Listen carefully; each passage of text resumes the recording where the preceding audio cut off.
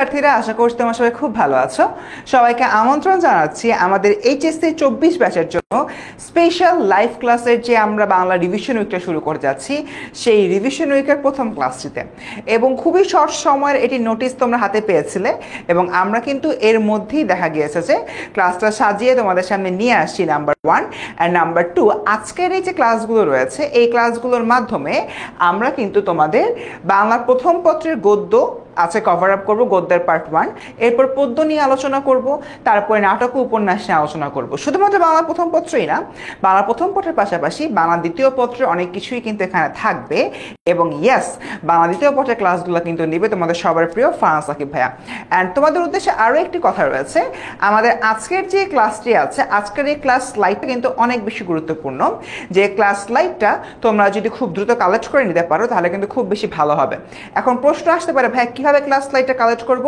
Class স্লাইডটা collect করার উপায় হচ্ছে, আর 5 মিনিট পরে অর্থাৎ 2:30টার সময় আমাদের এন্ড থেকে একটা কমেন্ট পিন করে দেওয়া হবে, এবং এই যে একটা কমেন্ট হলো কি পিন করে দেওয়া হচ্ছে, সেই কমেন্টের মধ্যে তোমরা একটা লিঙ্ক পাবা। ওই লিঙ্কে গেলে একটা ফর্ম ফিল আপ করবা, ফর্ম ফিল আপ করার পরে কিন্তু সুন্দর মতো আজকের ক্লাসের স্লাইডটা পেয়ে যাচ্ছ। ঠিক আছে, আশা করছি সবাই খুব ভালো আছো।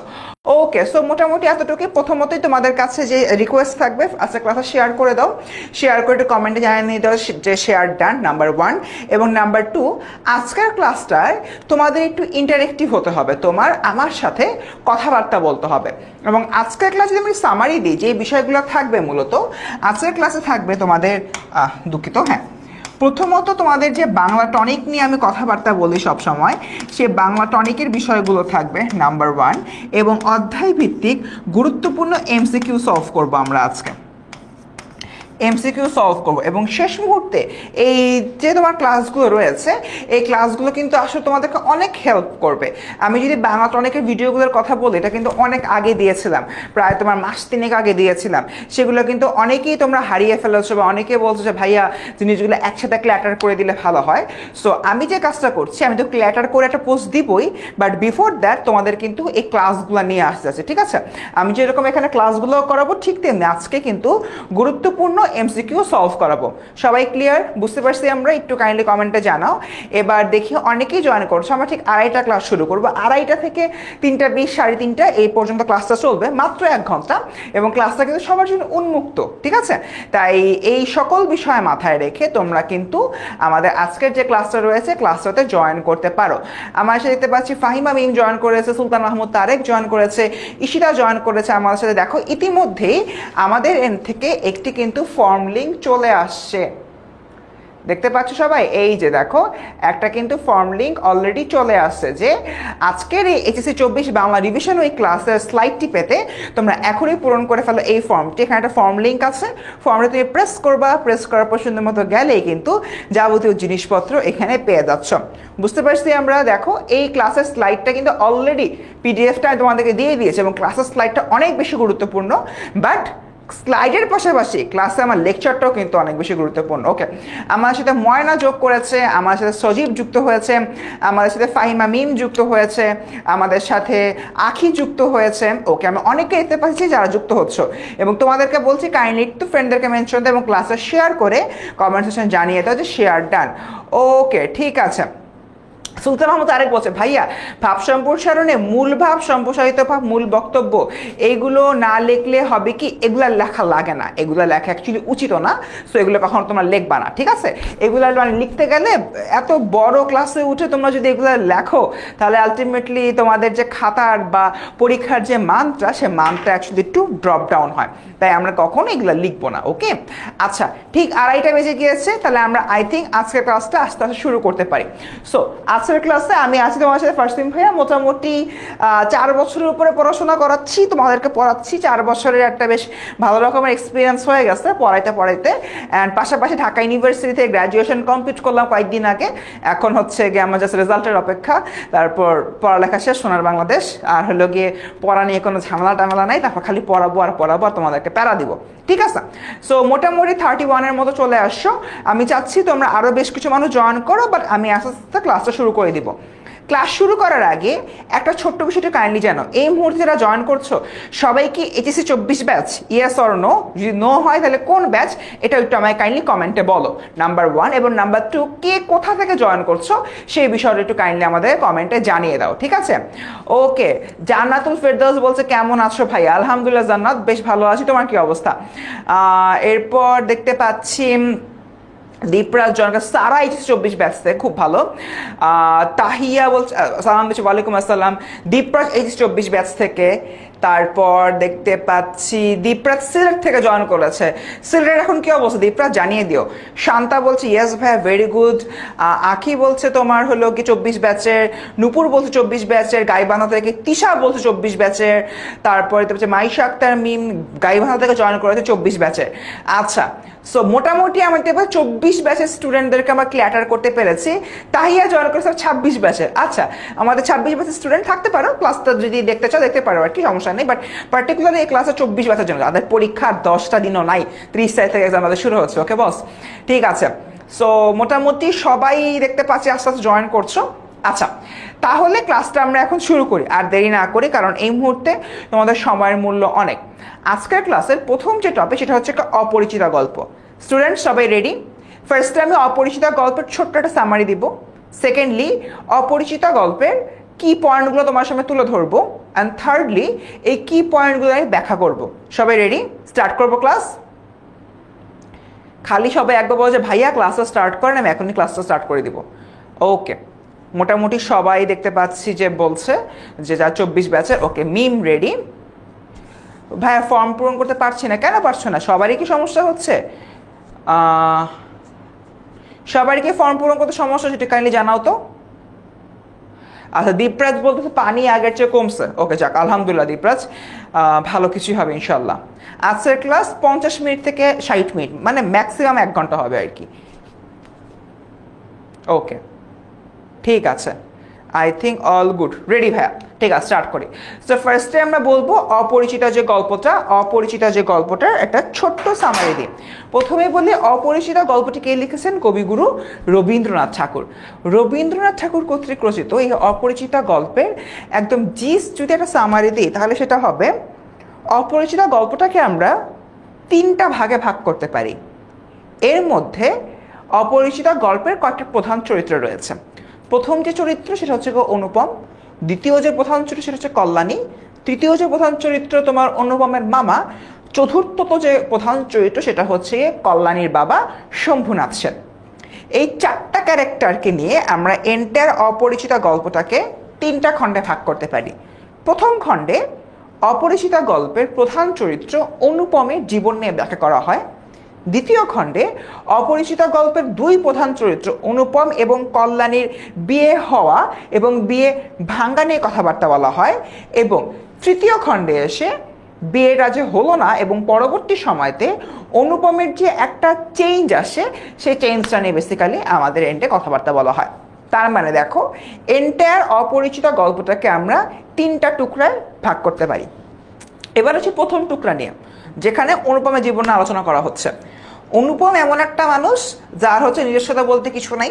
সে হলো প্রচণ্ড রকমের সুদর্শন একটি পুরুষ, এবং এত সুদর্শন হওয়া সত্ত্বেও তার নিজস্ব কোনো কথাবার্তা বলার যোগ্যতা না থাকার কারণে, নিজেকে ফুটিয়ে না তোলার কারণে সব সময় সকল জায়গায় সে আসলে নানানভাবে অবহেলার পাত্রে পরিণত হয়েছে।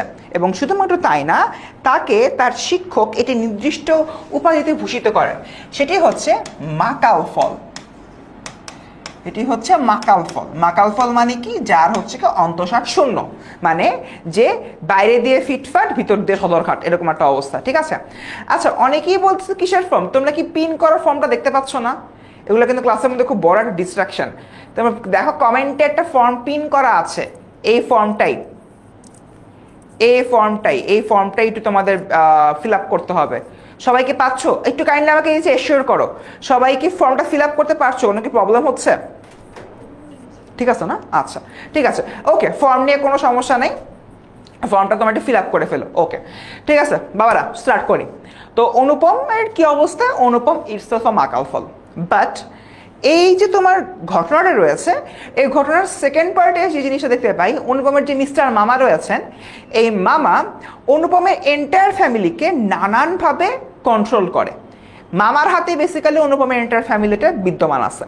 এবং এই গল্পের দ্বিতীয় খণ্ডে আমরা দেখতে পাই যে অনুপমের বিয়ে হবে কি হবে না, হবে কি হবে না, এই জিনিসটা ডিপেন্ড করতেছে শুধুমাত্র মামার উপরে।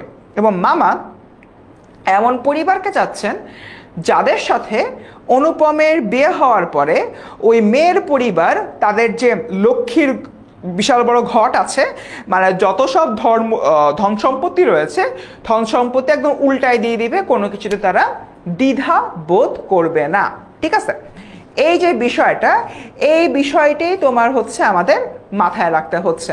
তার মানে বাচ্চারা, আমি যদি হচ্ছে গিয়ে বলি গল্পের দ্বিতীয় পর্যায়ে কি দেখলাম, অনুপমের বিয়ে হবে কি হবে না ডিপেন্ড করে তার মামার উপরে। এবং অনুপমের সাথে একটা মেয়ের বিয়ে প্রায় ঠিক হয়ে যায়, কিন্তু বিয়ের আসরে অনুপমের মামা যেটা পরীক্ষা করে, কনে পক্ষ থেকে যে গহনাগুলো দেওয়া হয়েছে, গহনাগুলো আদৌ খাঁটি সোনার কিনা।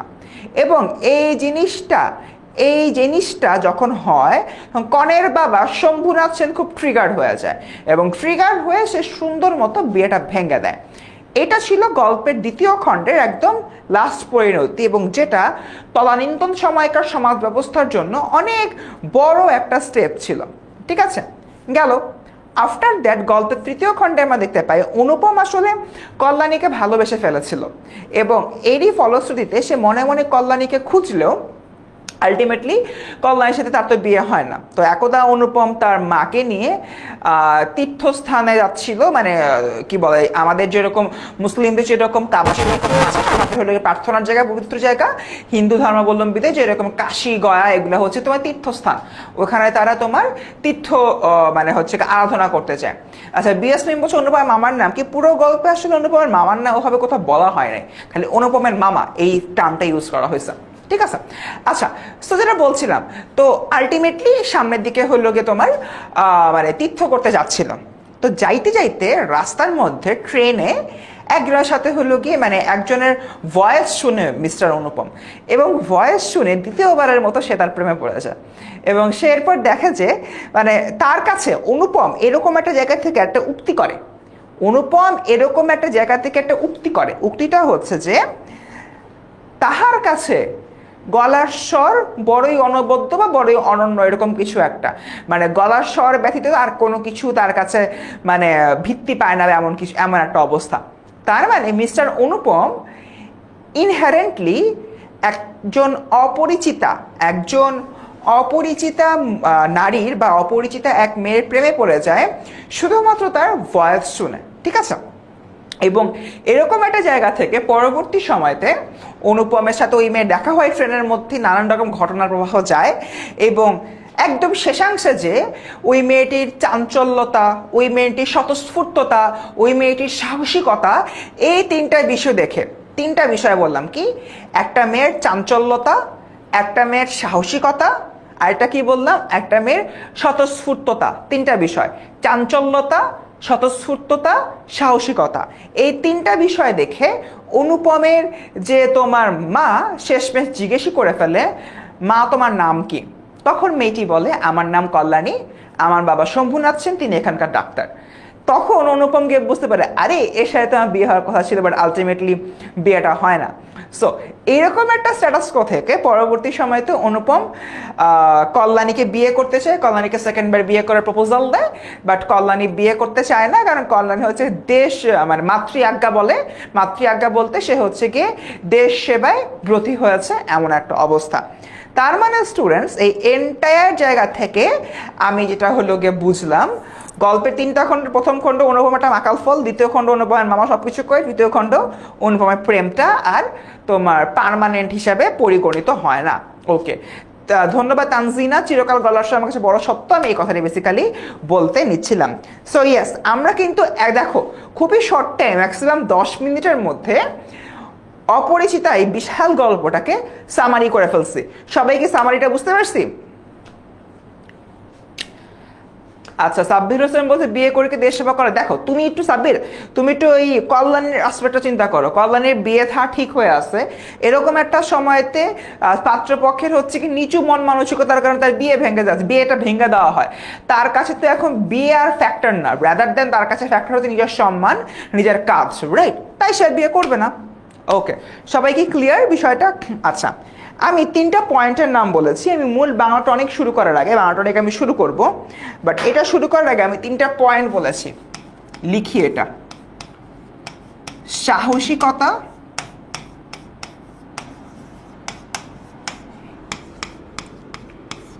চাঞ্চল্যতা,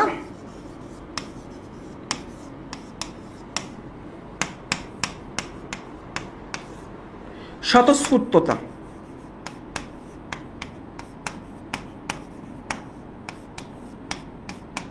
বাচ্চারা দেখো, এই যে 3টা পয়েন্ট, অনুপমের মা কেন ট্রেনের ওই অপরিচিতা মেয়েটিকে জিজ্ঞেস করে তোমার নাম কি? এই 3টা রিজনের জন্য, একটা সাহসিকতা, একটা চাঞ্চল্যতার, স্বতঃস্ফূর্ততা। তোমাদের বহুপদী সমাপ্তি সূচকমূলক যে প্রশ্নগুলো রয়েছে সেই প্রশ্নগুলোতে আলটিমেটলি এটা আসতে পারে। বাচ্চারা তোমরা কিন্তু মানে অ্যানোটেটেড স্লাইডটা পাচ্ছ না, কারণ অলরেডি এই স্লাইডের পিডিএফ তোমাদেরকে দিয়ে দিচ্ছি।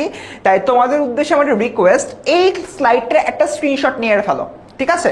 এই স্লাইডটা একটা স্ক্রিনশট নিয়ে ফেলো, এই স্লাইডটার একটা স্ক্রিনশট নিয়ে ফেলো। আমি সরে দাঁড়াই, এটা স্ক্রিনশট নাও।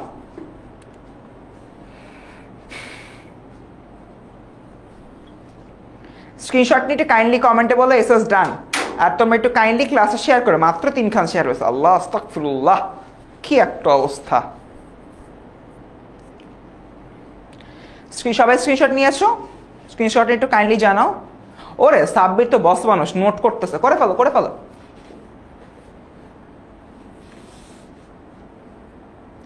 স্বতঃস্ফূর্ততা মানে হচ্ছে কি, মানে যে খুব স্বাভাবিকভাবে আচরণ করতে পারে, যার মাঝে কোনো জড়তা নেই, এমন। বুঝছো মিম?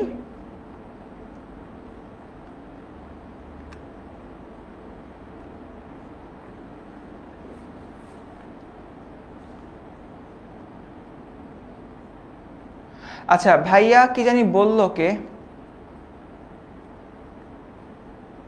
ভাইয়া সমস্ত বাংলাদেশের মধ্যে আমি একমাত্র পুরুষ যাহাকে কন্যার বা বিবাহের আসর হইতে নিজে ফিরাইয়া দিয়েছে, আমাকে একটু লাইনটা ব্যাখ্যা করে দিবেন। শিপ্রা সাহা বলছো, সমস্ত বাংলাদেশের মধ্যে আমি একমাত্র পুরুষ যাহাকে কন্যার বা বিবাহ আসর হইতে নিজে ফিরাইয়া দিয়েছে। আচ্ছা, হ্যাঁ 36টা স্লাইড বাবা, বেশি তো দরকার নাই তোমাদের এই শেষ মুহূর্তে। যতটা তোমার সংক্ষিপ্ত ওয়েতে প্রেজেন্ট করা যায়, পরীক্ষার আগে গিয়ে তুমি 150 স্লাইডের একটা স্লাইড পড়বা? ওকে, আচ্ছা শোনো, খুবই একটা সুন্দর প্রশ্ন। এই প্রশ্নটার অ্যান্সার হচ্ছে তোমার একটাই, সেটা হলো সমস্ত বাংলায় ওই সময়তে, মানে যেই সময় অপরিচিত গল্পটি রচনা করা হয় সে সময় বেসিক্যালি দেখা যায় যে ছেলেদের অনেক বেশি ডিমান্ড থাকতো সোসাইটিতে, এবং বিয়ের পরে মেয়েদেরকে একদম মানে গণনা করা হইতো না ভাই। অ্যান্ড মেয়ের বাবারা হচ্ছে কন্যা দায়গ্রস্ত পিতা, মানে কন্যা আছে এটা তার উপরে দায় হিসেবে বর্তাচ্ছে, এটা তার উপরে প্রবলেম হিসেবে বর্তাচ্ছে, এরকম একটা বিষয়। কন্যা দায়গ্রস্ত পিতা, এই কন্যা দায়গ্রস্ত পিতার যে সমাজটা ছিল বা যে যুগটা ছিল, ওই যুগে দেখা যায় যে একটা প্রবলেম আছে, একটা প্রবলেম সৃষ্টি হয়। প্রবলেমটা কি বাচ্চারা? প্রবলেমটা হচ্ছে ওই পার্টিকুলার টাইমটাতে দেখা যায় যে সবাই তোমার হচ্ছে মানে বিয়ে দিতে চাচ্ছে, ছেলে মেয়েকে বিয়ে দিতে চাচ্ছে, বাট হলো হয়তো বিয়ে হচ্ছে না, বা বিয়ে যখন হয়ে যায় কোনো কারণে যদি বিয়ে ভাঙতেও নেয় যৌতুক টৌতুক হাবিজাবি কারণে, দেখা যায় যে মেয়ের বাবারা আরও ডাবল যৌতুক দিয়ে মেয়ের বিয়ে দেয়। তার মানে কি, সমাজে মেয়েদের অবস্থান অতটা ভালো ছিল না, যৌতুক প্রথা এগুলো অনেক বেশি প্রমিনেন্ট ছিল, ঠিক আছে? এমন একটা জায়গা থেকে আমি কি দেখতে পাই, কল্যাণীর বাবা মেয়ের বিয়ে ভেঙে দেয়, নিজের হাতে ভেঙে দেয়। যেখানে কন্যা দায়গ্রস্ত পিতারা মেয়ের বিয়ে ভাঙ্গা তো দূরে থাক, যদি বিয়ে না ভাঙ্গে যেন ডাবল যৌতুক দিতে পিছপা হইতো না, সেখানে সে মেয়ের বিয়ে ভেঙে দিচ্ছে। তাই অনুপম বলতেছে আমি পুরা বাংলায় এমন একজন পুরুষ যার হলো গিয়ে বিয়ের আসলে বিয়ে ভেঙে গেছে, তাও কে ভেঙে দিছে? মেয়ের বাবা বিয়ে ভেঙে দিছে। বুঝছি আমরা সবাই? ওরে মারিয়া বলতে সাইড হয়ে দাঁড়ালাম সাইড হয়ে। আমরা বুঝছি এবার? আমরা কি সবাই বুঝছি? কে জানি প্রশ্নটা করছিলেন, নামটা পড়তে পারি না, তাহলে কোশ্চেনটা পড়তে পারছি। যে প্রশ্নটা করছে সেটা সে কি আমরা বুঝছি প্রশ্নটা? যা যা এখন জয়েন করছে সবাইকে, যা যা সালাম দিচ্ছ সবাইকে বলছি ওয়ালাইকুম আসসালাম। ওকে, থ্যাংক ইউ শান্তা। আচ্ছা শান্তা ইসলাম ময়না, শোনো, তোমার যদি হলো গিয়ে এই রিলেটেড আর কোনো প্রশ্ন থাকে অবভিয়াসলি আমাদের যে গ্রুপটা আছে এই গ্রুপে আমাকে মেনশন দিয়ে পোস্ট করবা। তোমাদের শেষ মুহূর্তে 24 ব্যাচকে 100তে 100 সার্ভিস দেওয়ার জন্য আমরা কিন্তু সদা প্রস্তুত, এবং আমাদের যে গ্রুপে পোস্ট অ্যাপ্রুভ হয় না এই সকল যে হাবিজাবি ঝামেলা, এই সকল ঝামেলা নাই। তোমরা যাদের যাদের বাংলা ফার্স্ট পেপারের কোনো জায়গা নেই, এনি প্লেস এনিওয়্যার, যদি কোনো কিছু তোমাদের নিয়ে প্রশ্ন থাকে সেই প্রশ্নগুলো করবা, করে সুন্দর মতো আমাকে মেনশন দিয়ে এই গ্রুপে হচ্ছে পোস্ট করবা। যদি তোমরা এই গ্রুপে পোস্ট করতে করো আমি কিন্তু নিজে তোমাদের যে প্রশ্নগুলো আছে প্রশ্নগুলো সমাধান করব, ঠিক আছে? তার মানে কারোর যদি কোনো প্রকার ডাউট থাকে, বাবারা মারা শোন একটু মনোযোগ দিয়ে, কারোর যদি কোনো প্রকার ডাউট থাকে, ডাউট যে কোনো কিছু নিয়ে হতে পারে, তোমার এমসিকিউ নিয়ে হতে পারে, সিকিউর যে তোমাদের আল্লাহ দুনিয়া খ নম্বরের প্রশ্নগুলো রয়েছে বা অনুধাবনমূলক প্রশ্ন রয়েছে, এগুলো নিয়ে কিন্তু অনেক অনেক সমস্যা থাকে, ঠিক আছে? এগুলো নিয়ে কারোর যদি কোনো প্রকার প্রশ্ন থাকে, আই রিপিট, কারোর যদি কোনো প্রকার প্রশ্ন থাকে তারা সুন্দর মতো প্রশ্নটা লিখবা বা ছবি তুলবা, ছবি তুলে বা লিখে 10ms এসএসসি এইচএসসি স্টুডেন্টস গ্রুপে যে পোস্ট দিবা। পোস্ট দেওয়ার পরে আমি তো আছি, আমি এসে তোমাদেরকে ব্যাখ্যা করে দিব। আচ্ছা, এই যে এসেও একটা প্রশ্ন করেছে এই মুহূর্তে আমি ক্লাস দিচ্ছি, সবার এতগুলো প্রশ্নের আমি আনসার দিতে পারতেছি না, তোমরা কাইন্ডলি এই গ্রুপে আমাকে মেনশন করে পোস্টগুলো দাও প্লিজ, খুব ভালো হয়, খুব ভালো হয়, আমার জন্য ভালো হয়, আমি একটা একটা করে সবার কিন্তু অ্যান্সার দিতে পারবো, ঠিক আছে? তোমরা কি সবাই গ্রুপে পোস্ট করবা? আমাকে আমাকে এটা বলো, তোমরা যদি সবাই গ্রুপে পোস্ট করো তাহলে কিন্তু তুমি সবাইকে হেল্প করতে পারবে অ্যাট এ টাইম, এবং তোমার একটা পোস্টের কারণে অ্যাটলিস্ট আরও অনেক স্টুডেন্ট এতে উপকৃত হবে। তিশা ক্লাস 3:30 শেষ হয়ে যাবে, প্যারা নাই। সবাই বুঝছি আমরা? সবাইকে আমরা গ্রুপে কোশ্চেন করব। আচ্ছা, মিম বলতো টনিক কি? টনিক হচ্ছে কি আমার উদ্ভাবন করা একটা বিষয়। আমি হলো গিয়ে একটা এন্টায়ার তোমার 20 পৃষ্ঠা বা 15 পৃষ্ঠা গল্পকে বা উপন্যাসকে ছোট করে 5-6টা কি পয়েন্টে নিয়ে আসি, এবং এই কি পয়েন্টের বাইরে আলটিমেটলি কোনো সিকিউ আসে না, ঠিক আছে? Thank you so much. যারা বলছো প্রশ্ন করবা, থ্যাংক ইউ সো মাচ। কোনো এনিওয়্যার এনি কোশ্চেন্স ভাই, তোমার মধ্যে প্রিভিয়াস ব্যাচকে দেখো, তোমার হচ্ছে 23 ব্যাচের কথা চিন্তা করো, এসএসসি 24 ব্যাচের কথা চিন্তা করো, এসএসসি 23 ব্যাচের কথা চিন্তা করো, সবাই কিন্তু আমি ফার্স্ট দিন এই সার্ভিসটা দিছি। তোমরা সবাই পোস্ট করো, পোস্ট করার পরে কিন্তু আমি এগুলোকে সলভ করে দিই। গোলাম রাই বলছি পোস্ট অ্যাকসেপ্ট করো না, এখন আর প্যারা নাই। 24 ব্যাচটা তোমরা লাস্ট মোমেন্টে এসে আমরা কিন্তু 100 টাকা সার্ভিস দেওয়ার জন্য পোস্ট অ্যাপ্রুভালের বিষয়গুলো মাথায় রাখছি, সো একদমই চিন্তা করো না। Okay, tonic is equals to first same technique. আচ্ছা, ভালো জিনিস দিছো। আচ্ছা, আমরা এবার টনিকগুলা বলি। প্রথমত অনুপমের অন্তঃসার শূন্যতা। অনুপম কি নিজে কোনো কাজ করতে পারে? কোনো তো কাজ করতে পারে না। তাই এরকম একটা জায়গা থেকে আমি যদি হলো কি চিন্তা করি, অনুপম একটা মাক্কাল ফল, রাইট? কি ফল অনুপম? একটা মাক্কাল ফল। অনুপম যেহেতু মাকাল ফল, তাই এটা কিন্তু অনেক বেশি একটা প্রবলেমেটিক সিচুয়েশন। তাই আমরা এখানে কি বলবো? অনুপমের অন্তঃসার শূন্যতা, অর্থাৎ অনুপমের নিজস্বতা বলতে আর কিছু নাই, ঠিক আছে? অন্তঃসার শূন্য মানে যার নিজের বলতে কিছু নাই, মানে ভেতর দিয়ে সদরঘাট উপর দিয়ে ফিটফাট। আমরা একটা কথা বলি না, উপর দিয়ে ফিটফাট ভিতর দিয়ে সদরঘাট। অনুপম হচ্ছে গিয়ে এরকম একটা পাবলিক, ঠিক আছে? তার মানে অনুপমের আসলে নিজস্বতা বলতে কিছু নাই, সে হচ্ছে গিয়ে ভেতর দিয়ে সদরঘাট উপর দিয়ে ফিটফাট গেল। এরপর হলো যে অর্থের অহংকার। অনুপমের মামার এবং অনুপমের মায়ের অর্থের অহংকার ছিল। গল্পের একটা লাইনে হচ্ছে তোমার বলা হচ্ছে যে অনুপমের মা কখনো তারা যে ধন এটা ভুলতে দেন না। কেন ভুলতে দেন না? কারণ তার অর্থের অহংকার। এবং আরো একটা বিষয়, যখন শম্ভুনাথ সেন অনুপমকে দেখতে আসে তখন অনুপমের মামা কিন্তু শম্ভুনাথ সেনকে এগিয়ে দেবার জন্য বাড়ির নিচে আসে না, বরং বাড়ির বারান্দা থেকে তাকে বিদায় দিয়ে দেয়, টাটা দিয়ে দেয়। তার মানে কি? অর্থের অহংকারের যে বিষয়টা রয়েছে, অর্থের অহংকারটা বোঝানোর জন্য আলটিমেটলি এইখানে এই কথাবার্তাগুলো আলোকপাত করা হয়েছে। নাম্বার, কন্যা দায়গ্রস্ত পিতাকে অবজ্ঞা করা। অবভিয়াসলি দুইটা কারণে। নাম্বার 1, বিয়ের আসরে কন্যা দায়গ্রস্ত পিতাকে খাঁটি স্বর্ণ দিয়েছে কিনা এই বিষয়টা যাচাই করার জন্য অনুপমের মামা স্যাকরা নিয়ে যেতে পারেন না, বা স্যাকরা নিয়ে গেছে। নাম্বার 2, ওই যে অনুপমকে যখন দেখতে আসে শম্ভুনাথ সেনের কিন্তু যথাযথ ভালো ব্যবহার করা হয় না, এবং শম্ভুনাথ সেনকে শুধুমাত্র অনুপমের যে অর্থ বিত্ত টাকা কড়ি রয়েছে এগুলো নিয়ে কথাবার্তা বলে। তার মানে what does it mean? It means কন্যা দায়গ্রস্ত যে পিতা রয়েছে, পিতাকে যে নানানভাবে তোমরা অবজ্ঞা করা হয়েছে সেই বিষয়টা এখানে প্রকাশিত হয়। এরপর আসি 3 নাম্বারতে গেল। 4 নাম্বার, শম্ভুনাথ সেনের আত্মমর্যাদা। শম্ভুনাথ সেন লোকটার প্রচন্ড পরিমাণে আত্মমর্যাদা ছিল। সে যখন দেখলো বিয়ের আসরে স্যাকরা বা স্বর্ণকার নিয়ে আসে খাঁটি স্বর্ণ দিয়েছে কিনা এই বিষয়টা যাচাই করার জন্য, ঠিক তখনই পার্টিকুলার টাইমে আমরা দেখতে পাই যে অনুপমের যে হবু শ্বশুর বা শম্ভুনাথ সেন আসলে বিয়ে ভেঙে দেবার সিদ্ধান্ত গ্রহণ করে, এবং সে আসলে অনুপমকে একটা চ্যান্স দিয়েছিল, যে চ্যান্স দেওয়ার মাধ্যমে সে আসলে এটা প্রকাশ করতে চেয়েছিল যে ভাই রে তুমি কি এই জিনিসটা সাপোর্ট করো। সে কিন্তু আলটিমেটলি কিছু বলতে পারে না, কারণ অনুপমের মামা যা বলবে অনুপমও তাই, একদমই ঠিক আছে। তাই এরকম একটা জায়গা থেকে অনুপম এর যে হবু শ্বশুর শম্ভুনাথ সেন বিয়েটাই ভেঙে দেয় তার আত্মমর্যাদার জন্য। গেল। এরপর 5 নাম্বার, কল্যাণীর আত্মমর্যাদা। বিয়ে ভেঙে গেছে, কল্যাণীর হিসাব মতো ওই সোসাইটিতে কল্যাণীর অবস্থা খুবই খারাপ হওয়ার কথা ছিল, বাট না, এটা হয় না। রাদার দ্যান যে জিনিসটা হয়, আমাদের যে কল্যাণী রয়েছে, কল্যাণী আসলে নিজ জায়গা থেকে দেশব্রতী হয়, দেশের জন্য সেবা করার জন্য সে কাজ করা শুরু করে, নিজের মতো করে সে শিক্ষকতা পেশাকে গ্রহণ করে, এবং আলটিমেটলি কল্যাণীকে পরবর্তী যখন অনুপম সেকেন্ড টাইম বিয়ের প্রপোজাল দেয় সে আসলে ডিনাই করে। তার মানে এই জায়গা থেকে আমরা কল্যাণীর আত্মমর্যাদার বিষয়টা দেখতে পাই। এবং সবার লাস্টে নাম্বার 6 আর নাম্বার 5 প্রায় সেম জিনিস। এখানে কি বলা হচ্ছে? কল্যাণী আসলে দেশ সেবায় ব্রতী হয়। That's it. বুঝছি আমরা সবাই? আমাদের কিন্তু এন্টায়ার অনুপমের অপরিচিতা গল্পে পুরাটা আমরা 2-2বার রিভাইজ দিলাম। সবাইকে ক্লিয়ার?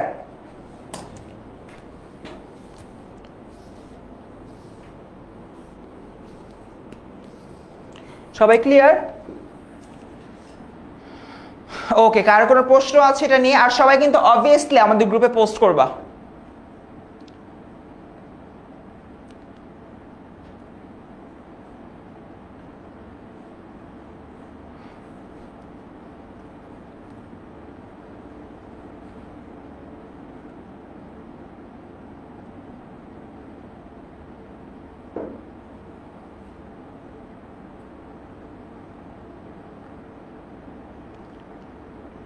ওকে, কারোর কোনো প্রশ্ন নাই দেখতে পাচ্ছি। প্রেম বলতেছে ওর কোনো প্রশ্ন নাই। আচ্ছা ঠিক আছে, ওকে ডান। সবাই সাথে বসে ক্লিয়ার, তাহলে খুব ভালো। ওকে, তাহলে আই থিঙ্ক আমরা সামনের দিকে আগাতে পারি। আর একটা ছোট্ট বিষয়, সেটা হচ্ছে যে তোমরা একটু কাইন্ডলি করো, কি বলে, আমাদের কিন্তু ক্লাসটা শেয়ার করে দাও। আমি দেখতে পাচ্ছি মাত্র 6টা শেয়ার হয়েছে। অ্যাটলিস্ট আজকে ক্লাসে 50টা শেয়ার হোক, তাই না? সবাই একটু কাইন্ডলি ক্লাসে শেয়ার করে, এবং শেয়ার করে আমাকে একটু কমেন্টে জানাও যে শেয়ার ডান, ঠিক আছে? ওকে, দীপরাজ বলতেছে অনুপমের মামাকে উচিত পদ্মা নদী থেকে ফেলে দেওয়া। হায় রে দীপরাজ, তোমার পরীক্ষার খারাপ হলে তোমাকে তো পদ্মা নদী থেকে ফেলে দেওয়া হবে। সো এসব কথাবার্তা না বলে ক্লাসে মনোযোগ দাও, ঠিক আছে? ভাইয়া ফার্স্ট টনিকটা একটু আবার বলেন। ঠিক আছে, ফার্স্ট টনিকটা আমি আবার বলে শুরু করে দিচ্ছি।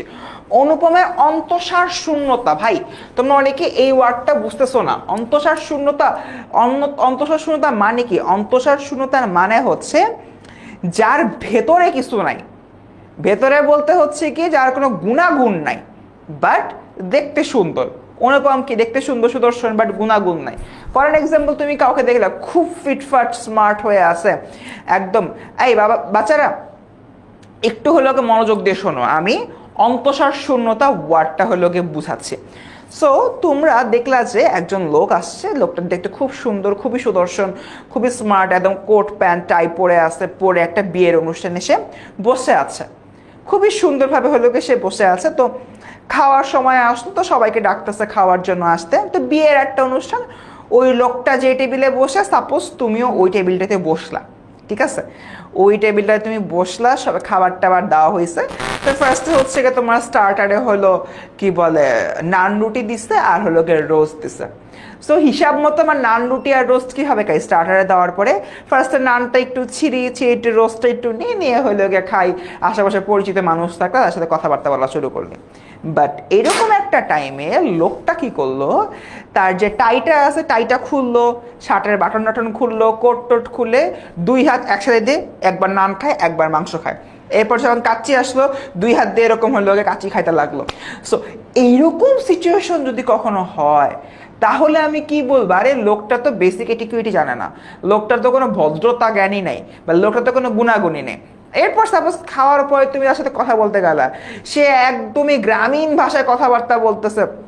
আমি কোনো ভাষাকে ছোট করতেছি না, আমি বোঝানোর জন্য বলতেছি, কোনো ভদ্রতা নাই, বলছে এ মামা কি অবস্থা, কেমন আছোস, এইরকম ল্যাঙ্গুয়েজ হলে কথাবার্তা বলতেছে। তার মানে কি এই লোকটা যতই দেখতে সুন্দর হোক, যতই সেই ফিটফাট বাবু হোক, বাট আলটিমেটলি তার ভেতরে একটা অনুষ্ঠানে যে কিভাবে কাজ করা লাগে, একটা অনুষ্ঠানে গিয়ে কিভাবে নিজেকে প্রেজেন্ট করা লাগে এর কোনো আইডিয়া নাই। এবং দ্যাট ওয়াজ দ্য অনুপম কিন্তু আলটিমেটলি এটাই, অনুপমের কোনো আইডিয়াই নাই যে কি করতে হয় কি না করতে হয়। মামা যা বলে অনুপম তাই করে, মামা যা বলে অনুপম তাই করে, দ্যাটস ইট। এটাই হচ্ছে অন্তঃসার শূন্যতা, মানে যার ভিতরে, অন্ত মানে ভিতরে, সার শূন্যতা মানে যার কিছু নাই, যার ভিতরে কিছু নাই, সেটা হচ্ছে তোমার অন্তঃসার শূন্যতা। বুঝছি আমরা এবার সবাই? বুঝছি?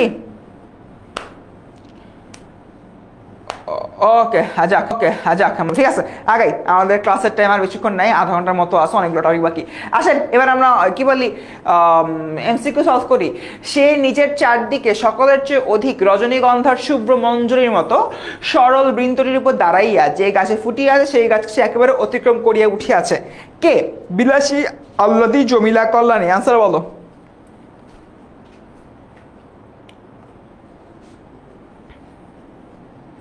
এই অ্যান্সার বলো, দ্রুত দ্রুত দ্রুত, টাইম নাই, আমাদের পরের টপিক যেতে হবে, অনেক টাইম চলে গেছে। অ্যান্সার বলো।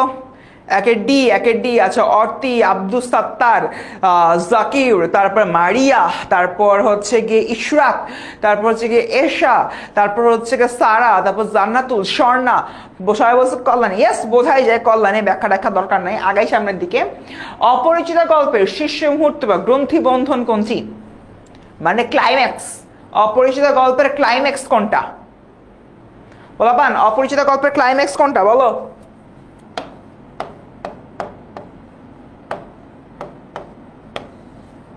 অপরিচিত গল্পের ক্লাইম্যাক্স কোনটা? মানে যেটা দেখে অ্যাকচুয়ালি অপরিচিত গল্পে মানে পড়ে মজা লাগছে। এ, শম্ভুরা ছিল কন্যা সম্প্রদানে অসম্মতির ক্ষণকে ট্রেনে কল্যাণ। হ্যাঁ, এটা না, মানে এটা তো অনুপম হচ্ছে অপরিচিত এক মেয়ের হলোকে প্রেমে টেমে পড়ে গেল।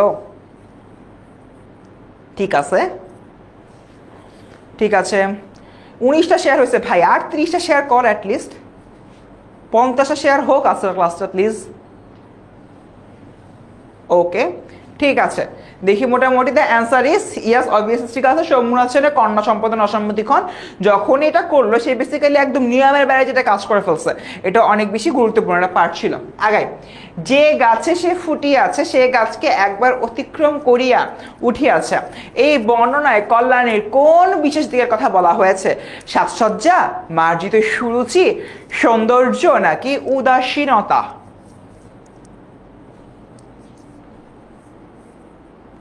উদাসীনতা। উদাসীন, এটার অ্যান্সার দাও, কাইন্ডলি এটার অ্যান্সার দাও, এই কোশ্চেনের অ্যান্সার দাও সবাই।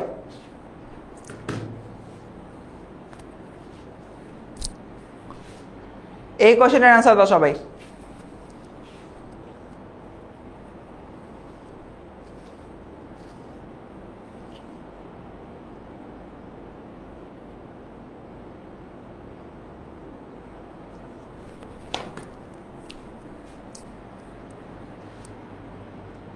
ওকে সবাই, অনেকে 3-এর বি বলতেছো, অনেকে 3-এর ডি বলতেছো, এটা মিক্সড অ্যান্সার আসতেছে। এটা সঠিক অ্যান্সারটা হবে আসলে তোমার মার্জিত সুরুচি। বেসিক্যালি এখানে পরবর্তী সময় কল্যাণী যে তোমার সুরুচি সম্পূর্ণ মহিলা হয়ে উঠছে এবং সে যে দেশব্রতী হয় সেই বিষয়টা বেসিক্যালি এখানে প্রকাশ করা হচ্ছে। গেল অপরিচিতা গল্পে গল্প বলায় পুচুকে অনুপম মামা বিনুদা নাকি হরিশ? অনুপম মামা বিনুদা নাকি হরিশ? অনুপম মামা বিনুদা নাকি হরিশ? চারের অ্যান্সার বলো। এই মানুষজন চারের অ্যান্সার বলো। চার চার চার, চারের অ্যান্সার বলো। অপরিচিতা গল্পে গল্প বলায় পুত্রকে হরিশ। আচ্ছা ইয়েস, হ্যাঁ অবভিয়াসলি হরিশ। সেই গল্প বলে খুব পটু, আর বিনুদয়ের কথা বলা হচ্ছে আট। ঠিক আছে। অপরিচিতা গল্পে বিয়ের অনুষ্ঠানে গহনা আবার মধ্যে মানে কোন বিষয়টি প্রকাশ পেয়েছে? এটা অবভিয়াসলি হীনম্মন্যতা, মানে হি ইজ ডাউটিং যে না রে বাবা ঝামেলা আছে, গহনার মধ্যে খাঁদ আছে। ঠিক আছে, গেল। আচ্ছা বাচ্চারা আমরা আগাই সামনের দিকে। এবারে আমরা কথাবার্তা বলবো আমার পথ প্রবন্ধটিকে নিয়ে। ওকে, সবাই একটু যে কোনো একজন, এনিওয়ান অফ ইউ, একটু আমার পথ প্রবন্ধের মূল ভাবটা এক বাক্যে বলতে পারবা কমেন্টে? আমার পথ প্রবন্ধের মূল ভাবটা যারা 24 ব্যাচ এক বাক্যে একটু কমেন্টে বলতে পারবা যে ভাই আমার পথ প্রবন্ধ দিয়ে আসলে নজরুল ভাই এটা এটা বুঝাইছে? এনিওয়ান? 24 ব্যাচ আমার পথ প্রবন্ধের যে বিষয়টা একটু বলতে পারবা? 24 ব্যাচ?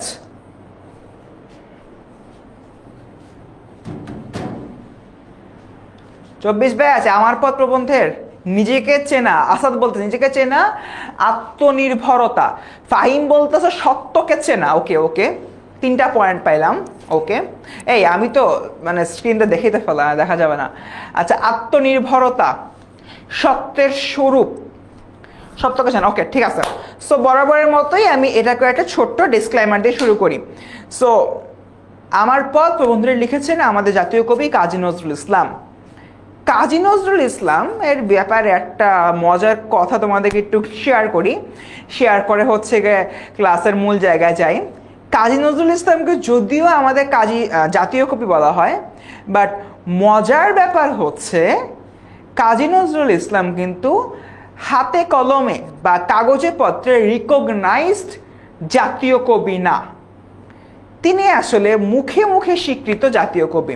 বঙ্গবন্ধু শেখ মুজিবুর রহমান যখন কাজী নজরুল ইসলামকে আমাদের বাংলাদেশে ভারত থেকে নিয়ে আসেন, তখন তিনি মুখে ওরালি স্বীকৃতি দেন কাজী নজরুল ইসলাম এখন থেকে আমাদের জাতীয় কবি। বাট এটা পরবর্তীতে কাগজে কলমে আসলে কিন্তু স্বীকৃতি পায় নাই।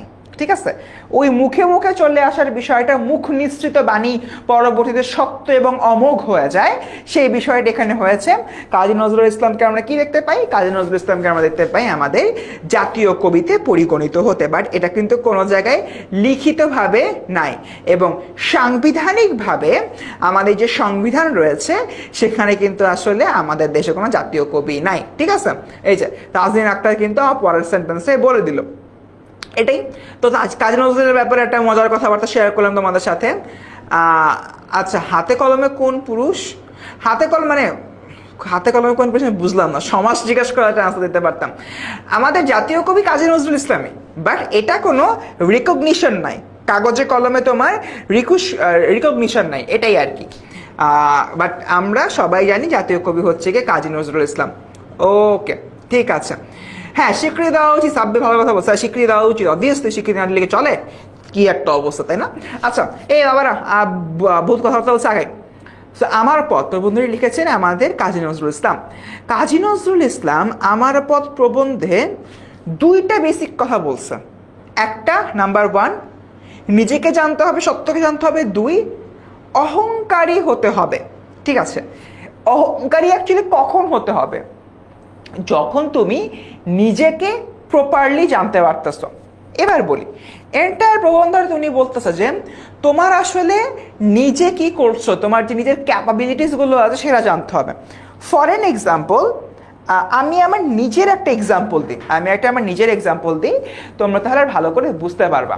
সেটা হচ্ছে মোটামুটি যখন হচ্ছে আমার কলেজ লাইফের দিকে, তো আমি তখন ডিসাইড করলাম যে আমার আসলে যখন ভার্সিটিতে ওঠার পরে পড়াশোনার পাশাপাশি আমার নিজের কিছু আয়ের উৎস বা ইনকাম সোর্স বের করতে হবে। আই থিঙ্ক এটা তোমরা অনেকে এখনই টিউশন এগুলো কাজ করে তোমরা তৈরি করো।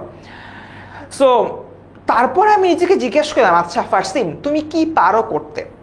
আমি দেখলাম আমি কথা বলতে পারি ভালো। এখন কথা বলতে পারি ভালো, এটা তো কোনো তো পেশায় তো আমি কনভার্ট করতে পারতেছি না। ছোটবেলা থেকে ডিবেট করতাম, বিতর্কের সাথে জড়িত ছিলাম সেই ক্লাস 5 থেকে। তো পরে আমি ভাবলাম যেহেতু মোটামুটি বিতর্ক করতে পারি, তাহলে এই রিলেটেড যে বিষয়গুলো রয়েছে, যেরকম বাংলা হতে পারে, তারপর হচ্ছে তোমার পৌরনীতি ও সুশাসন হতে পারে, এগুলো আমি পড়াবো। তো মোটামুটি পড়ানো শুরু করলাম। আর আমি 11-12 থাকতে বেশ ভালো রকমের বায়োলজি পারতাম। তো ঠিক আছে, বাংলার পাশাপাশি বায়োলজি পড়াবো, যেহেতু সায়েন্সের student, obviously arts commerce student আমাকে হায়ার করবে না। তো বাংলা আর বায়োলজি মোটামুটি আমি অনেক বাসায় হলে টিউশনি করাইতাম।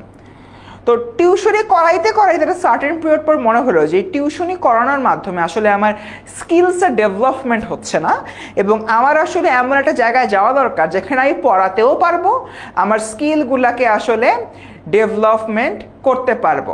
ঠিক আছে, ওকে। এরকম একটা জায়গা থেকে যদি হলো গিয়ে আমি চিন্তা করি, পরে ভাবলাম যে ঠিক আছে 10 মিনিট স্কুলে অ্যাপ্লাই করি। 10 মিনিট স্কুলে মোট আমি 4 বার অ্যাপ্লাই করছি, এর মধ্যে 3 বার রিজেকশন খাইছি।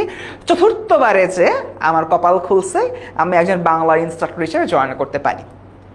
তারপর মোটামুটি পড়ানো শুরু হয়, পড়াইতে থাকি এবং করতে করতে 4 বছর অধিক সময় ধরে 10 মিনিট স্কুলে আমি পড়ায় ফেলছি। তার মানে এখানে একটা বিষয় আমাকে হেল্প করছে 10 মিনিট স্কুলের হচ্ছে গিয়ে পড়াশোনা শুরু করা, বা হচ্ছে এখানে এসে তোমাদের সাথে পরিচিত হওয়ার ক্ষেত্রে। কি সেটা হলো, আমি আমার নিজেকে জানতে পেরেছিলাম যে আমি যেহেতু মোটামুটি বিতর্ক করি, মোটামুটি ভালোভাবে কথা বলতে পারি, আমি মনে হয় পড়াইতে পারবো। আস্তে আস্তে পড়ানোর লাইনে ঢুকলে জিনিসটা একটু শেপ আপ করতে পারবো।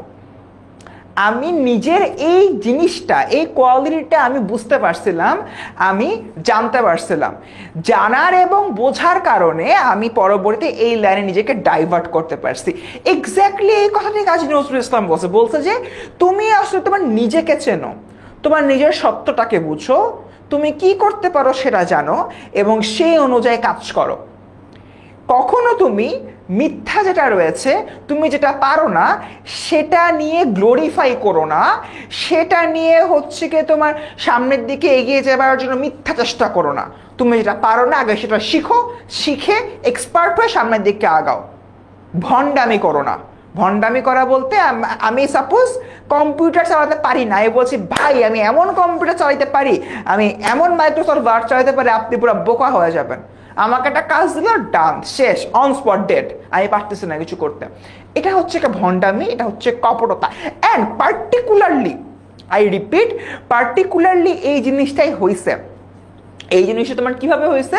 পার্টিকুলারলি আমরা দেখতে পাই যে কাজী নজরুল ইসলাম বলতেছেন যে এই ধরনের ভণ্ডামি করা যাবে না, এই ধরনের কপটতার আশ্রয় নেওয়া যাবে না। তুমি নিজে যা পারো, নিজে যা জানো, নিজের যা সত্য, সেটাকে তোমার কর্ণধার করে নাও। কর্ণধার করে নিয়ে ওটাকে তোমার বিজয়ের ঝান্ডা হিসেবে লক্ষ্য করে ঝান্ডার দিকে এগিয়ে যাও। এই বিষয়টা বেসিক্যালি আমাকে বলা হচ্ছে। সো আমি আমার নিজের লাইফের একটা এক্সাম্পল তোমাদেরকে শেয়ার করলাম। এবার আসো এই 4টা বিষয় বলি।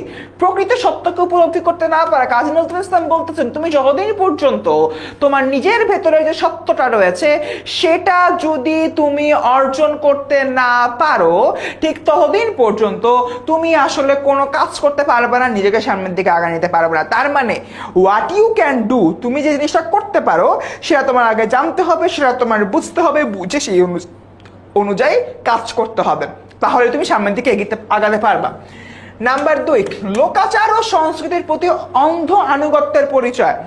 দেখা যায় যে আমাদের সমাজে অপরকে অনুকরণ করার খুবই একটা বাজে রকমের প্রবণতা দেখা দেয়। সাপোজ আমরা 2 বন্ধু, আমি আর আমার একটা বন্ধু, আমরা একসাথে পড়াশোনা করতেছি, একসাথে সবকিছু করতেছি। সো আমি দেখতেছি যে আমার বন্ধু খুব সুন্দরভাবে কোনো একটা কাজ করতে পারতেছে, বা আমার বন্ধু যে খুব দামি একটা আইফোন কিনছে। সো তার হয়তো আইফোন কেনার সামর্থ্য আছে, আমার সেই সামর্থ্য অর্জন করতে হয়তো আরো 10 বছর সময় লাগবে।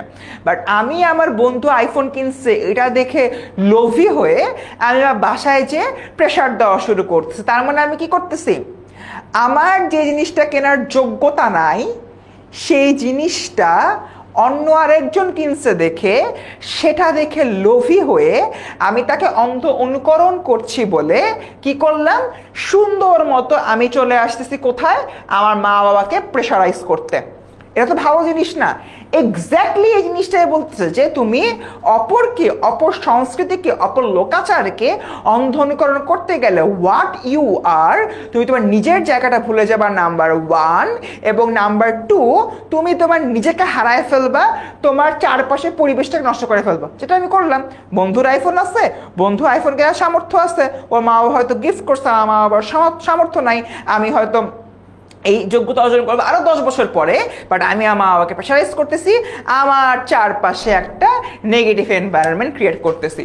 লোকাচার, লোকাচার বলতে কি বোঝায়? লোকাচার বলতে বোঝায় তোমার চারপাশের পরিবেশে যে কৃষ্টি, কালচার, সংস্কৃতি ইত্যাদি ইত্যাদি। That's it. নজরুল এই কথাটা বলছে। এবার আসে 3 নাম্বার, নজরুল সত্য সুন্দর প্রতিষ্ঠা শপথ।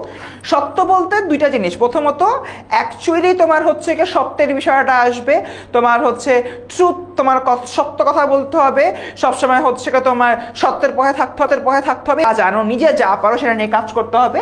আর সুন্দর প্রতিষ্ঠা, যখন তুমি সত্য বলবা, নিজের যা যোগ্যতা আছে সেই অনুযায়ী কাজ করবা, তোমার পরিবেশটা এমনিতেই সুন্দর হয়ে যাবে। ওকে বাবারা, গেল। এবং last but not the least, সত্যের চিরন্তন শক্তি। অবভিয়াসলি তোমার যে সত্যটা রয়েছে, তোমার সত্যের বিশাল বড় একটা শক্তির আকারে কাজ করবে, এই শক্তিটাকে মাথায় নিয়ে আমার থাকতে হবে। এবং সত্য কখনো যে হাইট থাকে না, যেরকম আমি মোটামুটি পড়াইতে পারি, এই জিনিসটা আমার সত্য, এটা কি হাইট থাকছে? হাইট থাকে নাই। আমি তোমাদের সামনে আসতে পারছি, নিজেকে ফ্লারিশ করতে পারছি, তোমাদের সামনে একজন শিক্ষক হিসাবে আমি মর্যাদা অর্জন করতে পারছি, তাই না? এই জিনিসটা সত্য ছিল, সত্যটা বের হয়ে আসছে।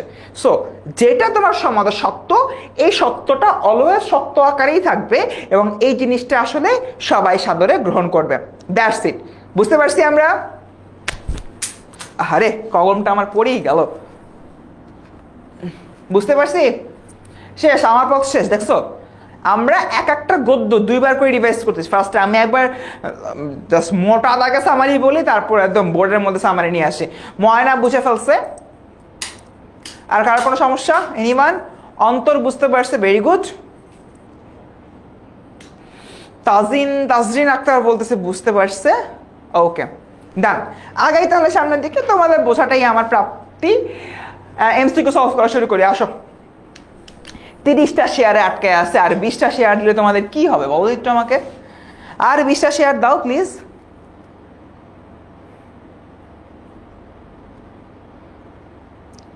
ঠিক আছে, আসো আমরা এবার এমসিকিউ সলভ করব। অ্যান্ড স্টুডেন্টস, তোমরা কিন্তু অবভিয়াসলি এই যে ফর্মটা আছে, ফর্মটা কিন্তু ফিল আপ করে ফেলবা। ঠিক আছে, ডান। আসো, কাজী নজরুল ইসলাম প্রবন্ধ সাহিত্যের বৈশিষ্ট্য হলো সংস্কার চেতনাজাত, প্রতিবাদী মনস্ক, আত্মহমিকা উজ্জ্বল। অ্যান্সার বলো। শেয়ার করলে ভাইয়া চকলেট দিবে। হাই হাই, না এখন তোমাদেরকে চকলেট কেমনে পাঠাই? ঠিক আছে, ডান ডান ডান ডান ডান।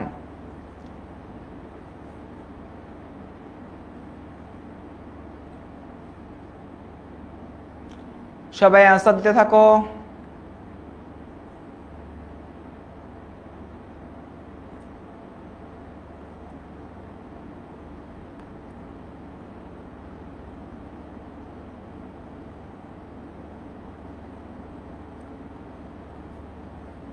ওকে, অনেকে বলতেছো নাদিয়া চলে আসছে আমাদের কার্জন হলের একটা লোগো নিয়ে, কুরিয়ার করে চকলেট দেন ভাইয়া। তোমরা একদিন যদি কখনো টেনএমএস এর অফিসে আসো আর আমি যদি থাকি, আই প্রমিস তোমাদের সবাইকে আমি চকলেট খাওয়াবো। যাও, ঠিক আছে। The answer is obviously Kazi Nazrul Islam সবসময় সংস্কার নিয়ে কাজ করছে, প্রতিবাদী মনস্ক ছিলেন। বিদ্রোহী কবিতা বলো, আমার পথ বলো, সকল যে কিন্তু প্রতিবাদী মানসিকতাটা প্রকাশ হয়েছে।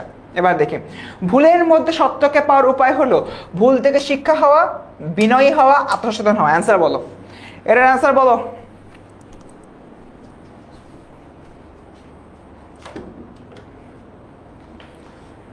অ্যান্সার বলো। না না, প্রাইভেট গ্রুপে শেয়ার করলে, হ্যাঁ প্রাইভেট গ্রুপে শেয়ার করলে তো মনে হয় আসতে হইতে পারে। রিজওয়াজ বলছে ভাই আসছিল আপনার সাথে দেখা না, হারে রিজভি হয়তো ওই দিন আমি অফিসে ছিলাম না কোনো কারণে, ইনশাল্লাহ একদিন না একদিন দেখা হবেই।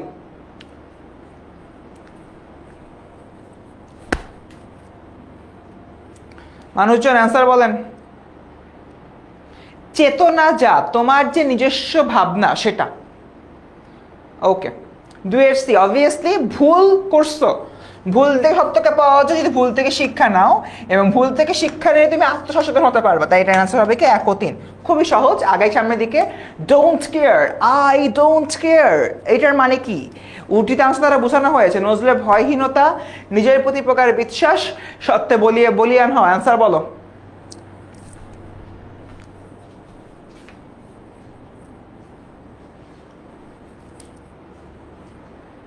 অ্যান্সার বলো সবাই। 3-এর অ্যান্সার।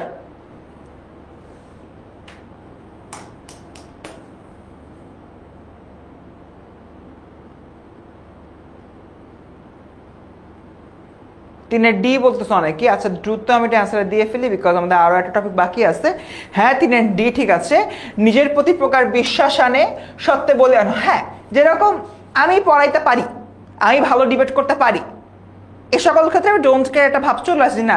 যে যাই বলুক না কেন, যাই হোক না কেন, ক্যামেরার সামনে দাঁড়াইলে আমি স্ট্যামারিং করব না, আই নো দ্যাট। ঠিক আছে, এটা নিজের প্রতি প্রকার বিশ্বাস, সত্য বলিয়ান হয়, এটাই তো আমার সত্য।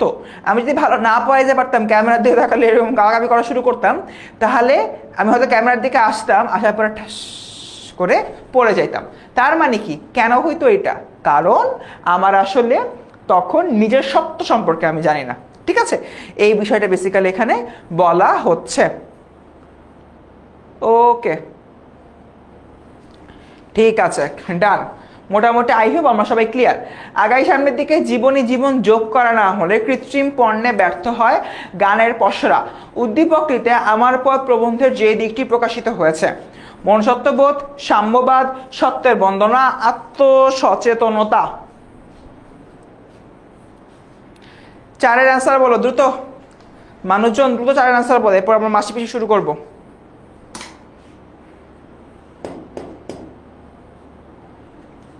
4-এর সি, ইয়াস, সত্যের বন্দনা।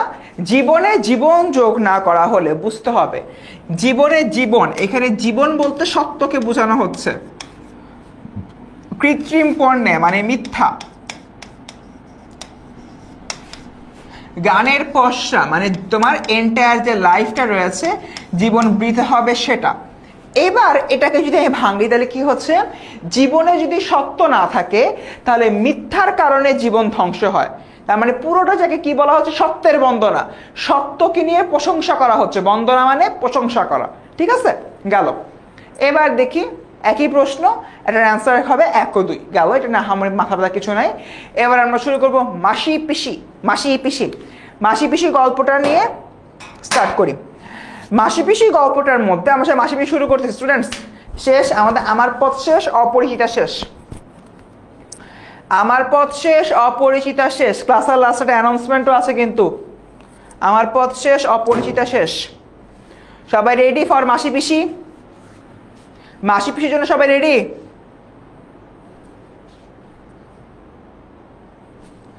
ভার্চুয়াল ফিড পাও মাহিনের কাছ থেকে, হাই হাই। আচ্ছা ঠিক আছে, সবাই আগে বলো তোমার হচ্ছে গিয়া শেষ কিন্তু। মাসি পিসির জন্য সবাই রেডি? মাসি পিসি স্টার্ট করতেছে। ওকে, মাসি পিসি তোমাদের পাঠ্য বইয়েরই সামাজিক গল্প, যেখানে দেখানো হয় মাসি এবং পিসি।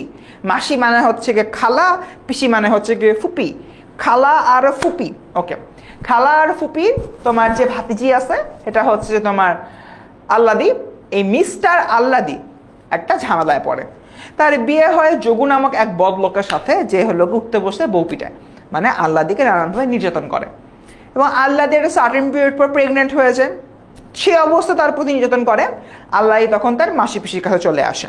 মাসি পিসি একসাথে থাকে, মাসির হাজবেন্ড নাই, পিসিরও হাজবেন্ড নাই, তাদের দুই কুলে আর কেউই নেই। মাসি এবং পিসি একসাথে কিন্তু বেসিক্যালি আছে। অ্যান্ড এইরকম একটা জায়গা থেকে প্রবলেম যেটা হয়, মাসি পিসি যখন আল্লাদিকে টেক কেয়ার করা শুরু করে, আল্লাদিকে কেন টেক কেয়ার করতেছে এই নিয়ে যোগুর মাথা খারাপ। যোগু হচ্ছে কি করে, যোগু হলো গিয়ে নানানভাবে মাসি পিসিকে হলো গিয়ে তোমার হুমকি দেয়, ধামকি দেয়, বলছে আমার বউ নিয়ে আটকায় রাখছো, আবি যাবি বহুত কাহিনী। সো সবকিছু মিলিয়ে একটা নির্দিষ্ট সময়ের পর আমরা দেখতে পাই মাসি এবং পিসি প্রতিবাদী একটা সত্তায় পরিগণিত হয়। অ্যাপার্ট ফ্রম দ্যাট মাসি পিসি তাদের যে ডেইলি তোমাদের নানান রকম কাজকর্ম রয়েছে, এই কাজকর্মগুলো করে, তারা হলো গিয়ে বাজারে যে শাকসবজি বিক্রি করে, মাছ তরকারি বিক্রি করে, সব কিছু মিলে যদি হলো গিয়ে আমরা চিন্তা করি, মাসি এবং পিসি কিন্তু তাদের জীবন যুদ্ধে কাজ করছে এবং আল্লাহকে প্রোটেক্ট করে যাচ্ছে। এবং দেখা যায় যে একদিন রাতে আল্লাহকে নেবার জন্য গ্রামের অনেক মানুষ চলে আসে। মাসি পিসি সেদিন হলো গিয়ে বিরূপ একটা রূপ ধারণ করে, তারা অনেক জোরে চিৎকার দেয়, চারপাশে প্রতিবেশীরাও এসে তাদেরকে সেফ করার ট্রাই করে, এবং লাস্টে হলো গিয়ে তোমার ভেজা কম্বল, কাটারি এগুলো নিয়ে আসলে তারা ওয়েট করতে থাকে। কেন ওয়েট করতে থাকে? যাতে করে কোনো ধরনের আক্রমণ হলে মাসি এবং পিসিকে দেখা যায় যে মাসি এবং পিসি যাতে আল্লাহকে সাপোর্ট দিতে পারে, এমন একটা অবস্থা। সো এটা হচ্ছে এন্টায়ারলি মাসি পিসির গল্পটার সামারি। এবার আসো আমরা চলে যাই বাংলা রানীকে। সন্তান স্নেহে লালন করা। দেখো একদম শুরু থেকে মাসি এবং পিসি একটা ছোট্ট কাজ করতেছিল, সেটা কি? সেটা হচ্ছে মাসি এবং পিসি সন্তান স্নেহে লালন করছিল। লালন কাকে করছিল? আল্লাদিকে সন্তান স্নেহে লালন করছিল। আল্লাদি প্রেগনেন্ট অবস্থায় আছে, আল্লাদির প্রতি এক্সট্রা কেয়ার নেওয়া সব কাজে কিন্তু করছিল। কারা করছিল? মাসি এবং পিসি। গেল। নাম্বার 2 যে বিষয়টা, নারীর প্রতি অবমাননা, এটা তোমার দুইভাবে হয়েছে। এক নাম্বার হলো আল্লাদির প্রতি যোগুর অত্যাচার। 2 নাম্বার, গল্পের শুরুতে একজন বয়স্ক মানুষের কথা বলা হয়, বয়স্ক মানুষের মেয়েটা কয়েকদিন আগে মারা গিয়েছে শ্বশুর বাড়ির অত্যাচারের কারণে, তার মানে নারীর প্রতি অবমাননা করা হয়েছে। এবং নাম্বার 3 যে বিষয়টা, সেটা হলো মাসি এবং পিসি যে নানান সময় তোমার বাজারে যাচ্ছে, শাকসবজি বিক্রি করছে, অনেকে তাদেরকে বাজে হলো প্রপোজাল দেয়, বাজে কাজ করার প্রস্তাব দেয়। তার মানে কি?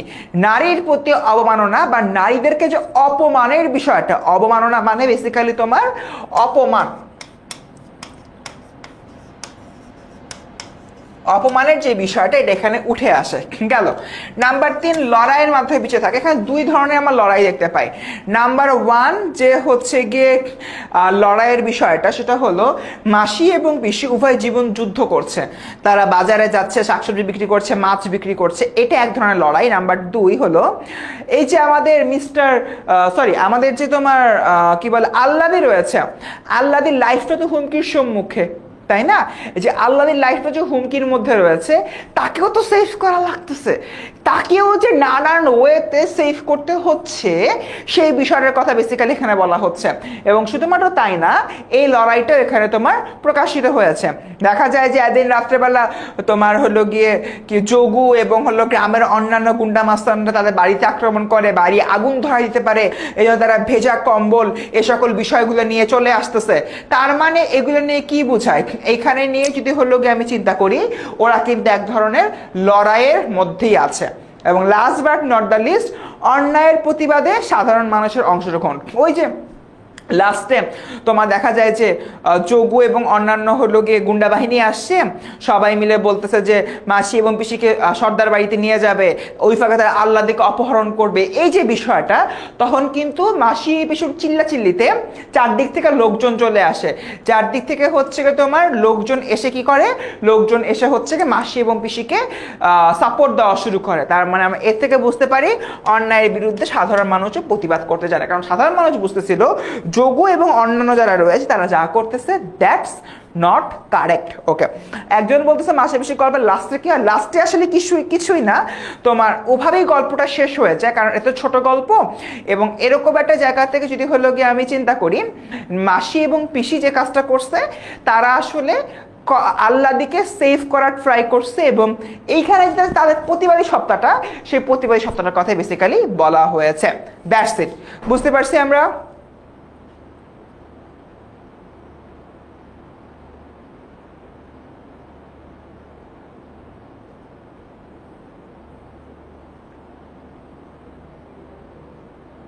আচ্ছা হ্যাঁ তাজরিন, আমি তোমারটাই পড়তেছিলাম, বুদ্ধিদীপ্ত ও সাহসী জীবন সংগ্রাম, সন্তান স্নেহের অতুলনীয় দৃষ্টান্ত, পুরুষতান্ত্রিক সমাজ কাঠামোয় অবহেলিত নারী, এটা খুব ভালো ছিল। 3 নাম্বার পয়েন্টটার ওয়ার্ডিংটাও খুব ভালো লাগছে। অসহায় বিধবার উপরে প্রভাবশালীদের নির্যাতন, ভেরি গুড তাজরিন, ভালো লেগেছে। কামরুন্নেসা দুইটা থেকে আসতে পারে, বলার কিছু নাই আর কি, ঠিক আছে, ওকে ডান। সো মোটামুটি এতটুকু। এবার আসলে আমরা কয়েকটা এমসিকিউ সলভ করি। স্বামী পরিত্যক্তা হতদ্রোহী জয়গুণ সূর্য দীঘল বাড়িতে একা বসবাস করে, উদ্দীপকের জয়গুণ মাসে গল্পে কার প্রতিনিধিত্ব করছে? বলেন বলেন। আল্লাদির পরে ডেলিভারি হয় কি না এই ব্যাপারে গল্প কিছু বলা নেই। এমসিকিউ ওয়ানের অ্যান্সার বলেন বলেন বলেন। একের সি বলতেছ অনেকে, তাই একের সি, হ্যাঁ অবভিয়াসলি মাসে বেশিতে অ্যান্সার হবে, তাই না? হ্যাঁ এটার অ্যান্সার মাসে বেশি বলার কিছু নাই। 2 নাম্বার, কারণে অকারণে বউকে পেটানো তাহারের অভ্যাস, নির্যাতন সইতে না পেরে তার বউ অবশ্যই আত্মহত্যা করে, তাহার পুনরায় বিয়ে করে এবং আবারও স্ত্রীর উপর অত্যাচার শুরু করে। উদ্দীপক ও মাসে বেশি গল্পের সাদৃশ্যপূর্ণ দিক হলো পুরুষের আধিপত্যবাদ, নারীর অসহায়ত্ব, নারী নির্যাতন, উগ্রতা।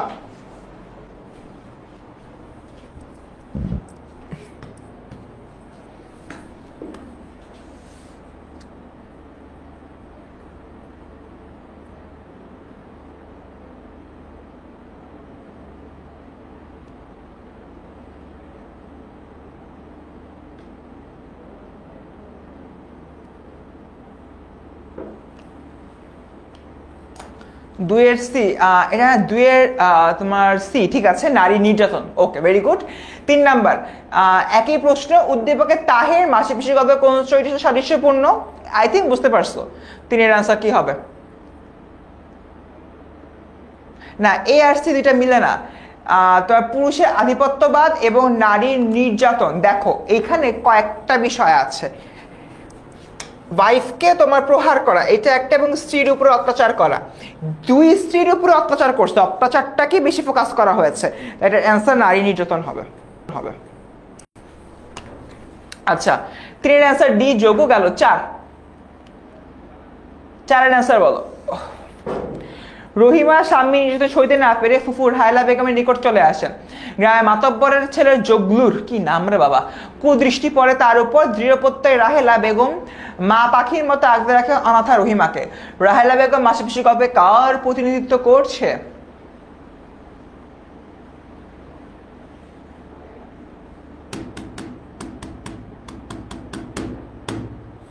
দ্য অ্যান্সার ইজ 4-এর হচ্ছে মাসি পিসি গেল। একই প্রশ্ন, মাসি পিসি কবে কোন দিকটি ফুটে উঠেছে এখানে? 5-এর অ্যান্সার বলো। 4-এর এ, ঠিক আছে, মাসি পিসি, ভেরি গুড। 5-এর অ্যান্সার বলো, তারপর কিন্তু ক্লাস শেষ সোনার বাংলাদেশ। তোমরা আজকে 50 শেয়ার করলাই না, 33 আটকায় আছে। হ্যাঁ রে, আর 3 মিনিটে কি 17টা শেয়ার হবে? মাত্র 50 শেয়ার চেয়েছিলাম, তোমরা সেটাতে করলে না, কষ্টই পেলাম। 5-এর অ্যান্সার না, 5-এর বি বেসিক্যালি পুরুষের লালসা। কারণ হচ্ছে এই যে এখানে দেখো জগলুর কুদৃষ্টি পড়ে, ওইদিকে তোমার হচ্ছে গিয়ে যোগু সহ বাকি যারা রয়েছে তাদেরও কিন্তু কুদৃষ্টি ছিল, কার উপরে ছিল? আমাদের আল্লাহর উপরে, তাই এখানে লালসাই হবে, ঠিক আছে, দ্যাটস ইট।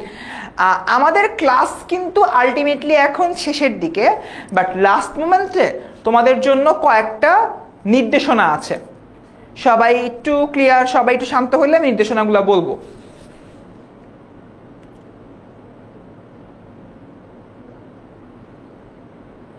সবাইকে রেডি নির্দেশনাগুলো শোনার জন্য? প্রথমে একটু জানো আজকের ক্লাসটা কেমন লাগছে, এই ক্লাসটা তোমার যাতে হেল্পফুল কিনা সেটা একটু আমাকে বলো, কারণ আমি সবসময় আমার প্রত্যেকটা ব্যাচের পরীক্ষার আগে, হ্যাঁ নোমান আহমেদ, অপশনগুলো আসলেই মিল থাকে, এটা খুব ভালো করে পড়তে হবে। ফার্স্টে বলো আজকের ক্লাসটা কেমন লাগছে? 24 ব্যাচ তোমাদের জন্য লাস্ট মোমেন্টে ক্লাসগুলো ভালো হচ্ছে কি নাকি খারাপ হচ্ছে একটু কাইন্ডলি জানাও। আজকের ক্লাসটা কেমন লাগছে? ওকে, এটা কি তোমাদেরকে হেল্প আউট করতেছে এই টাইপের ক্লাসগুলো? কারণ আমরা এই ধরনের 9টা ফ্রি ক্লাস দিব, 9টা টোটাল 9টা ক্লাস দিব। আজকে থেকে শুরু হচ্ছে, কালকে আছে, পরশু আছে, এবং টানা বাংলা পরীক্ষার আগ পর্যন্ত ধুমাধুম বাংলা ক্লাস, খালি বাংলা ক্লাস। তোমরা বাংলা না পড়ে থাকতেই পারবা না, মানে আমার আর ফারহান ভাইয়ের প্যারাট ছিল, তোমরা হলেও বাংলা পড়বা, এমন একটা অবস্থা আমি ক্রিয়েট করতে চাচ্ছি। So just before the 1 week এই পুরো প্ল্যানটা নিয়ে আসি তোমাদের সামনে। আজকে মোটামুটি কিন্তু 24 ব্যাচে 26 batch, thank you so much join করার জন্য। 24 ব্যাচ তোমাদের কিন্তু আজকে পুরো যে ক্লাসটা আছে, ক্লাসের মাধ্যমে 3টা টপিক ভালো করে তোমার পড়া হয়ে গেছে। এখন আমার হচ্ছে গিয়ে ইংলিশের ব্যাপারটা আমি জানি না বাবা, ইংলিশ তো তোমার আমার ডিপার্টমেন্ট না, আমি বলতে পারি না, শুধু বাংলা হবে। বাংলা পরীক্ষার আগে শুধু বাংলা নিয়েই কাজ হবে, অন্য কোনো বিষয়টা আমি জানি না, অন্য বিষয় মনে হয় না হবে, বাট বাংলা হবে এতটুকু আমি শিওর, ঠিক আছে? সো আমি যেটা হলোকে বলছিলাম, এই ক্লাসগুলো সবার জন্য, এই ক্লাসগুলো সবার জন্য। পিডিএফ কোথায় পাবা? ক্লাসের কমেন্টে পিন করে দেওয়া আছে, তুমি হলোকে পিডিএফ পাবা। আচ্ছা বাচ্চারা, ফারহান ভাই আগামীকাল ক্লাস দেবে, আগামীকালকে ফারহান ভাই আসবে তোমাদের বাংলা সেকেন্ড পেপার নিয়ে। তোমরা ক্লাসের মধ্যে যে রুটিনটা আমি শেয়ার করেছি, গ্রুপে রুটিনটা শেয়ার করা আছে, রুটিনটা একটু কাইন্ডলি দেখে নিও, ঠিক আছে? ইংলিশ তো আমি পড়াই না বাপ, ইংলিশ আমি কেমনে তোমাদেরকে জিজ্ঞেস বলবো যে ইংলিশ কেমনে হবে? এই যে দুর্জয় ব্রাদারের ক্লাস আইটি শেয়ার করে দেওয়া হয়েছে, ওর সাথে কথা বলতে পারো। আচ্ছা সো শোনো, আমি এবার তোমাদেরকে দুইটা কথা বলি, দুইটা কথা, সবাই রেডি? তোমাদেরকে আমি দুইটা কথা বলবো, number 1, number 2, number 1, number 2, number 1, number 2, দুটা কথা বলবো তোমাদেরকে, এখন দুইটা কথা বলবো, সবাই রেডি? শোনো, আজকের একটা স্লাইড তো তোমরা পেয়ে গেছো, তাই না? একটা স্লাইড তোমরা পেয়ে গেছো, বাট এই যে তোমার দাগানো স্লাইডটা আছে, দাগানো স্লাইডটা কি তোমরা চাও? দাগানো স্লাইডটা কি তোমরা চাও? দাগানো স্লাইডটা তোমরা কি আজকের এই দাগানো স্লাইড চাও? যদি তোমরা আজকের দাগানো স্লাইডটা চাও, তাহলে আজকের ক্লাসটা কেমন লেগেছে এটার একটা feedback, 10ms SSC HSC students গ্রুপে দিবা, এসএসসি এইচএসসি স্টুডেন্টস গ্রুপে দিবা। দেওয়ার পরে যারা যারা হচ্ছে কি ফিডব্যাক দিবা, আমি তাদেরকে ইনবক্সে যে আমাদের যে আজকের এই ক্লাসের দাগানো স্লাইডটা আছে, দাগানো স্লাইডটা দিব। ফিডব্যাক দিলে দাগানো স্লাইড আমি ইনবক্সে দিব।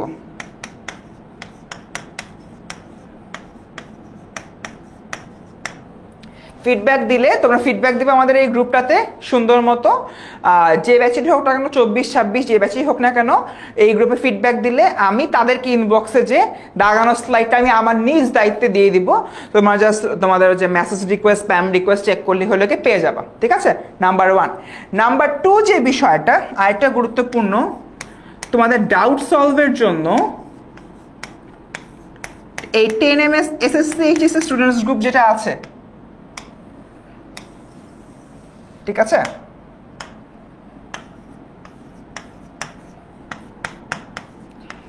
এসএসসি এইচএসসি স্টুডেন্টস গ্রুপ, এই গ্রুপে হচ্ছে কি তোমরা পোস্ট দিবা আমাকে মেনশন করে, যা যা সমস্যা আছে, সব সমস্যা ডাউট যা সলভ করতে হবে সবকিছু আমি করব, ঠিক আছে?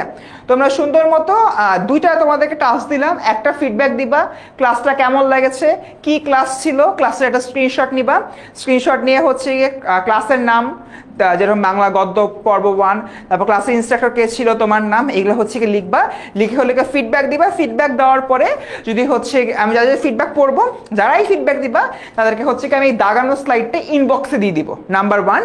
নাম্বার 2, তোমাদের ডাউট সলভের জন্য আমি ওয়েট করছি। তোমরা কিন্তু এই জায়গা থেকে যদি আমি চিন্তা করি, আমাদের যে ডাউট সলভের বিষয়টা রয়েছে, এই ডাউট সলভের কিন্তু আমরা তোমরা এই গ্রুপে এসে পোস্ট দিবা, 10ms এসএসসি স্টুডেন্টস গ্রুপে এসে তোমরা পোস্ট দিবা। পোস্ট দেওয়ার পর সাপোজ তুমি বুঝতে পারছো না যে অপরিচিত গল্পের একটা ক্ষয়ের উক্তি বুঝতে পারতেছো না, সুন্দর মতো ক্ষয়ের উক্তিটা এই গ্রুপে লিখবা। লেখার পরে আমি দেখব, কমেন্ট সেকশনে আমি রিপ্লাই দিয়ে দিব। এসএসসি 24 ব্যাচ কিন্তু এখানে ভালোভাবে উপকৃত হয়েছিল। 24 ব্যাচের অনেকেই রয়েছে যারা এখন 26 ব্যাচে হলো গিয়ে রয়েছে। অ্যান্ড এরকম একটা জায়গা থেকে যদি হচ্ছে গিয়ে আমি চিন্তা করি, সেটা হচ্ছে তোমাদেরকে আমি সর্বোচ্চটা সার্ভিস দেওয়ার ট্রাই করবো, যাতে করে কোনো প্রকার ডাউট নিয়ে তোমরা এক্সামে না যাও, ঠিক আছে? সো ইয়েস, এতটুকুই আশা করছি এই দুটা ইনস্ট্রাকশন তোমরা বুঝতে পারছো। প্লিজ তোমরা এই কাজগুলো করো, তোমাদের জন্য হলো উপকার হবে। এবং সব কিছু মিলিয়ে আমাদের আজকের ক্লাসটা আমি এখানে শেষ করছি। আগামীকালকে 2:30টায় তোমাদের ফারহান সাকিব ভাই আসবে তোমাদের বাংলা দ্বিতীয় পর্যায়ের ক্লাস নিয়ে। সে পর্যন্ত সবাই ভালো থেকো। আসসালামু আলাইকুম।